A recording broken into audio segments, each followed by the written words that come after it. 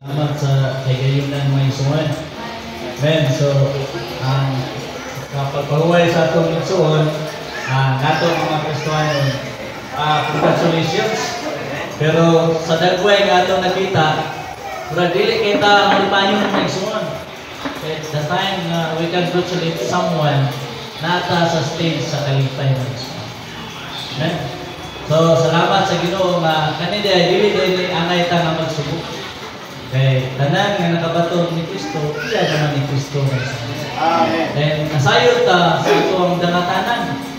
Dili lang mauni ang katapusan. And so panimi murag na surprise ni kay ang sabot gyapon kay bisita ra ko. Oto ang na pilusutan, salamat sa Ginoo. Opportunity dili ko lang kan siya biyahe. Men, so daygon kayo Ginoo, tanan ta na halos man naminaw na adre karon. Iya naman ni Kristo may sulod. Kay iya naman ni Kristo, dili ni panahon sa pagsubok may sulod. O dili panahon ni sa kalipay may sulod. So praise the Lord. Amen. Ang atong isuon nakadaog na may sulod. Amen. Ang panani alang nato na buwit nga nagpadayon pa may sulod. Sa atong alawiton, the easiest way aron makapadayon is just to forget everything. Forget all the hindrances, the things nga kanang mga thorns nga nagpupot ba na dili ta makapadayon. So we're just like runners today. I mean, if you are a runner, magsuot yung sapatos ng katulitang stretchable din gaan kayo. Mula na kong tiil nimo, musuot ka sinina o shorts nga fit nga wala gi nagdagan nimo, wala gi something nga makapubong ba, maka-distract sa imong pagdayon. So how about today mga igsoon? Sa atong pagpadayon sa atong iglesia ng kinabuhi, how many times we are being distracted? So, ang pagilan na is, kanina, alawiton, sumbad din sa atong mga hindrances karon. Amen.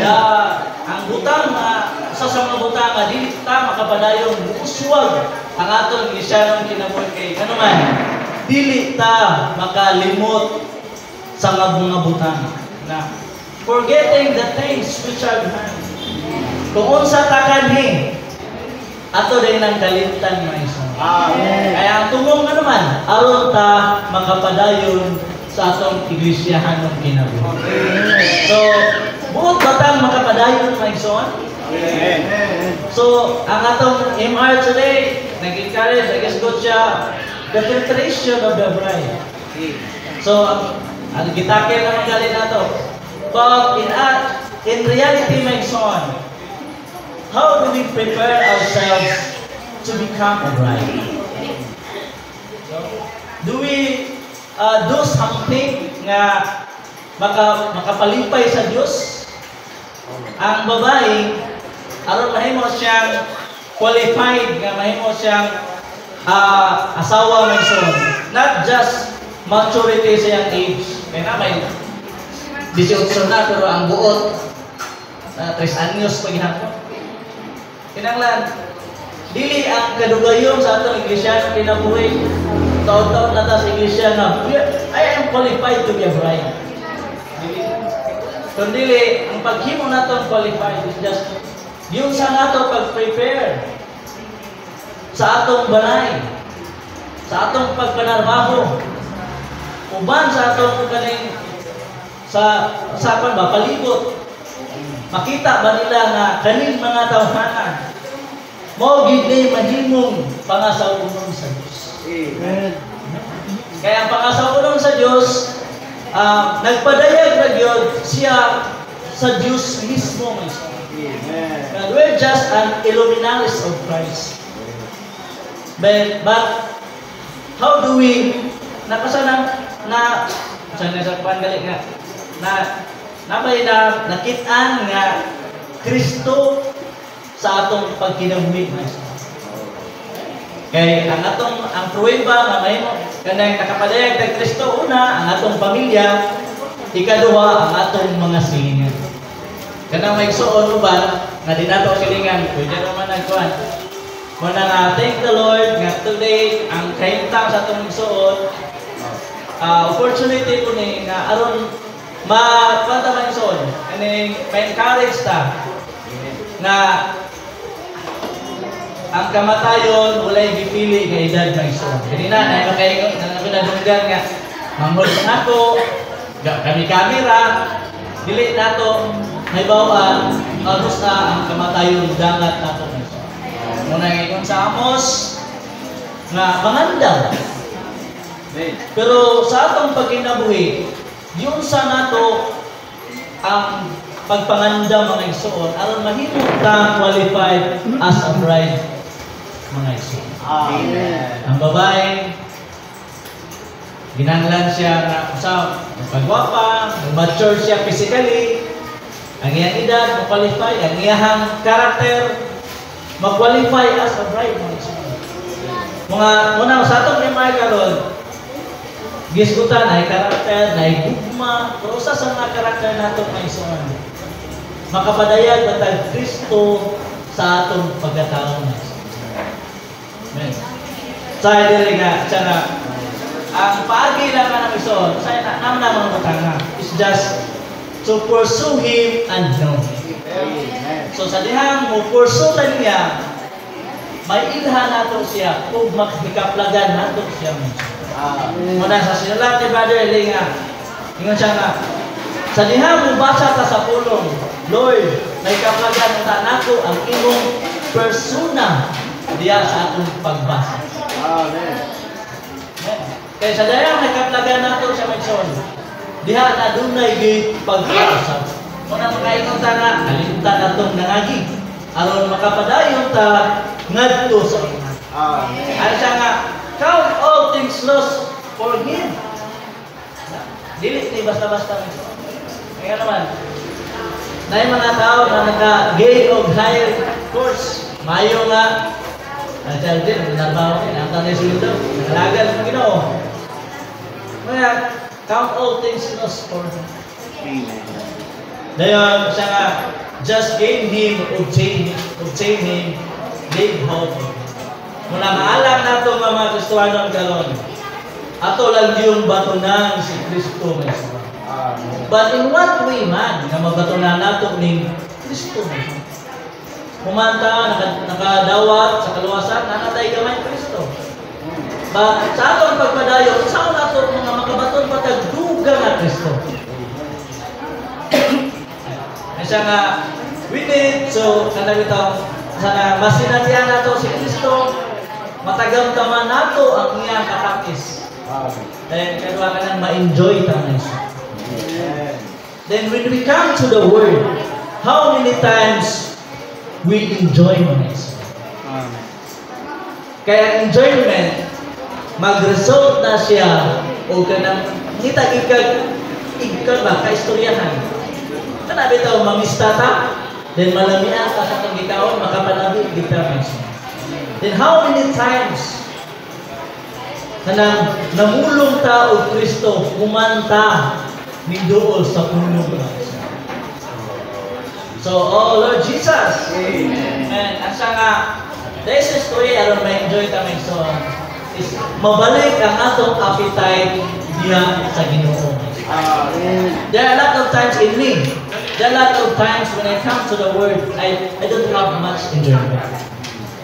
Ngayon naman, lahi man ang mahikaplagan. Kaya when we enjoy the Word, makasulti kita, Brad, unsa katamis ang pulong kagadihan. Makakuan kita, in our experience, makapanuginon kita sa pulong nga atong natagamtaman. Amen. Kasi nga, ang pagi, kaya, forget, sa pursue Him and seek Him, Christ the Supreme. Just love this precious person. Amen. So, kaning paghigugma ni persona may suon kini nga persona dili ni siya yano dili ko kayo diha-diha dayon mahitabo ba. Pero at sa dihang ato ning sa dihang mo padayon ta sa nabubukod ta niya maison. Like bitaw katong sa kaning sa time ni Shulamite. Wa man kay kuan pero si Shulamite as a seeker. Kuan siya ba kanang nangita siya paagi nga mahiduol lang yun ni Solomon maison. Okay, mo siya literal lain kay paminaw. Ana deta ang mga balaan. So daghan kay tag paagi ba nga sana may kaplagan nato ang iyang persona maison. Amen. So times asaman daghan kayo paagi nga may kaplagan nato una by praying. Kadua by coming to His Word. Amen. Katulo by listening to His Word. Dahil napagitay ko na spiritual songs. Dahil napagigay ng fellowship with the saints, my son. There are no things for us to enjoy Him o mahikaplagan nato siya, my son. Amen. We know that the Lord, dili siya makita. Pero we can see Him through the saints, my son. So praise the Lord. Ta dire nato, Ginoo. Anang mutubo ka din nako aron mapadayag ka. Ako naman ko'y anak. Dili gid siya kapadayag nako man suwa. Kaya naman, baby pa man. So daw sa pila ka tuig na diha mo mature siya, makapadayag na siya. Kamingon ginang mga tao, liwat gid ning bata. Nagkaroon ra ison. Makaingon ba sa tong tapat? Ter. Liwat gikas Ginoo. Right? Liwat gikas Ginoo. Ano man? Nakapadayag man sa Diyos ng Diyos. Amen. So praise the Lord. Christ now is my center and reality. Sa atong Kristiyanong kinabuhi, how many times gihimo natong sentro o realidad si Kristo sa atong pagkinabuhi? Even sa atong pagnegosyo, himo ba natong sentro?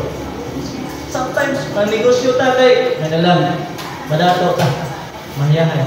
Pero, dili kayo sentro. Usahay, makabaton tag sa aming pamilya, mahimo natong center ang atong pamilya. Mabiyaan ang butang sa Ginoo, mauna ang atong pamilya.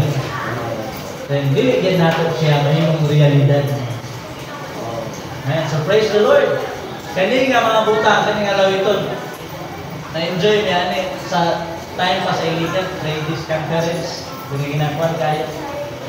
Muna nga, salamat sa Ginoo na the times when we are down, we need to come to His Word. Amen. So, kaning Apollo, kaning alawiton, maayo kay siya may katong mga masulubon, naay ka ng mga butang, wala buhi sila kasing-kasing.